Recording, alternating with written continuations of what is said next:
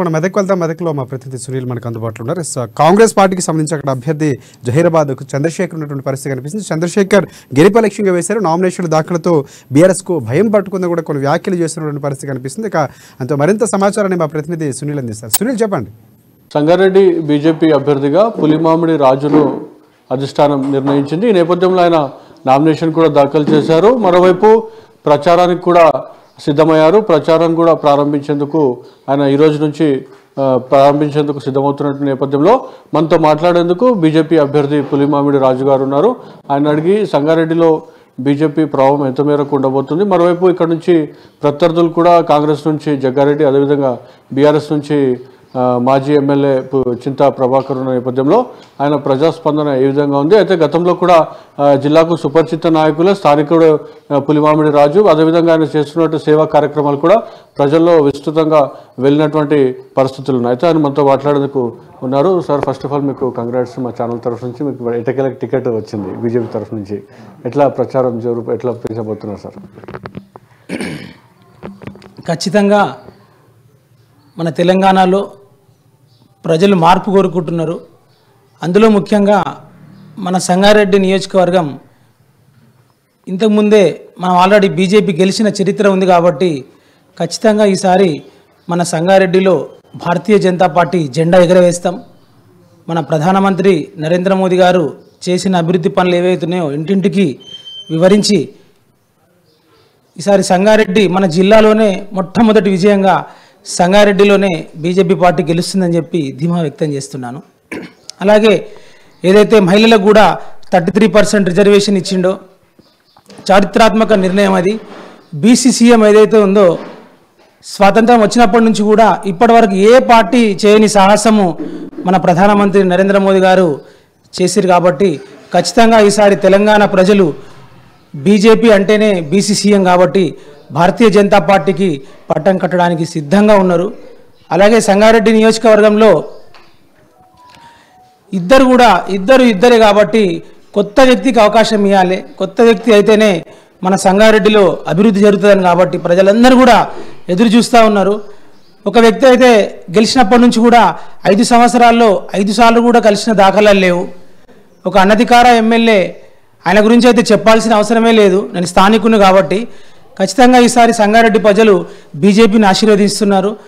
మొట్టమొదటి విజయంగా బీజేపీ గెలవబోతుంది. ముఖ్యంగా ఇంకోటి, ఇప్పటివరకు బీజేపీ నుంచి టికెట్ ఆశించి భంగపడినటువంటి నేతలు మీకు ఎట్లా మద్దతు ఇవ్వబోతున్నారు? వాళ్ళతో మాట్లాడి మనం సమన్వయం కుదిర్చే ప్రయత్నం చేశారా? నేను భారతీయ జనతా పార్టీలో జాయిన్ అయినప్పటి నుంచి కూడా అన్ని సీనియర్లు కానీ జూనియర్లు కానివ్వండి అందరి ఆశీర్వాదం కూడా నా పైన ఉంది. మా లాస్ట్ టైం పోటీ చేసిన పెద్దలు మా గౌరవులు రాజేశ్వర్ దేశపాండే గారిని కూడా మేమందరం కలుపుకొని తీసుకెళ్తాను.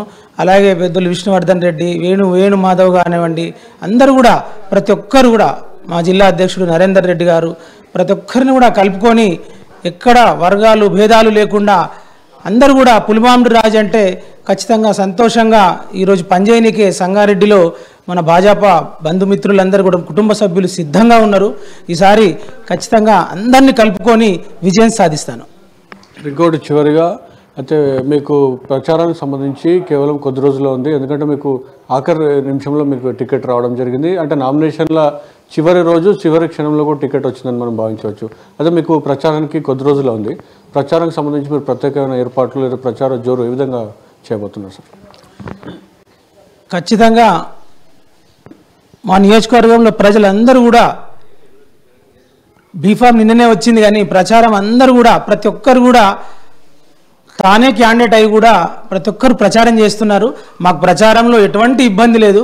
ప్రతి ఊర్లో కూడా మా 2 మున్సిపాలిటీలు 4 మండలాలు కూడా మన బీజేపీ పార్టీకి గొప్ప ఆదరణ ఉంది.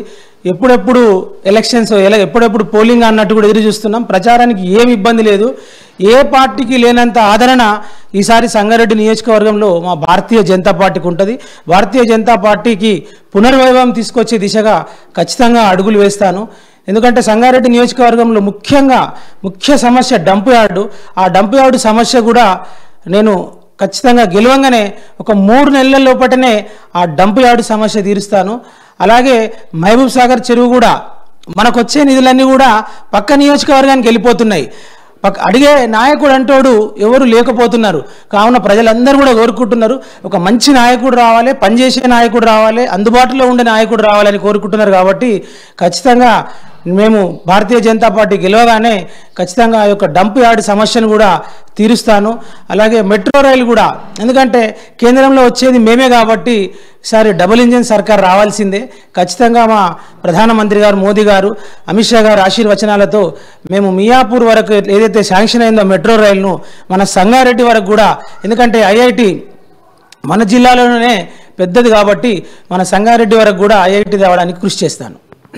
అయితే కేంద్ర నిధులతో పాటు అదేవిధంగా రాష్ట్రంలో బీజేపీకి పెరుగుతున్న మార్పు రాష్ట్రంలో కూడా మార్పు కోరుకుంటున్నారు ప్రజలు. అదేవిధంగా సంగారెడ్డిలో అనధికారిక ఎమ్మెల్యే ఉన్నప్పటికీ కూడా, ఆయన అధికారిక ఎమ్మెల్యే ఉన్నప్పటికీ కూడా ప్రజలకు అందుబాటులో లేని పరిస్థితి ఉంది. కాబట్టి ఖచ్చితంగా సంగారెడ్డి గడ్డపై కాషాయం జెండా ఎగరడం ఖాయమని చెప్పి బీజేపీ అభ్యర్థి